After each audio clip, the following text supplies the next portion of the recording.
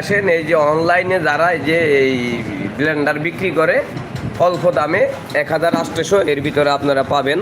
আর আমার দোকানে হইলো RFL কোম্পানি, ভীষণ ফ্রিজ, ভীষণের ম্যাক্সিমাম সব কিছু ভীষণের, আমি ভীষণের মাল বিক্রি করি। কর্নার থেকে কেবিনেট সব কিছু আপনি পাইতেছেন অল্প দামের ভিতরে। ড্রেসিং টেবিল পাইতেছেন। অনেক টাইমে অসহায় মানুষ অনেক দামের কারণে কিনতে পারে না। একটা কাঠের ফার্নিচার 40-50 হাজার টাকা নেবে, কোনো প্রয়োজন নেই। এটাও সিম্পলের ভিতরে আপনি 2500 টাকা 2500 টাকার ভিতরে এই মালয়েশিয়ান বোর্ডের ড্রেসিং সিঙ্গেল ছোট সিম্পলের ড্রেসিং টেবিল 2500 টাকা না? জি, আপনি যদি পাশাপাশি চান বড়টা নেবেন তাও সমস্যা নাই, ডাবল পাল্লার বড়টাও আছে। এগুলো একটু খরচ এবং দাম কেমন পড়বো এটা?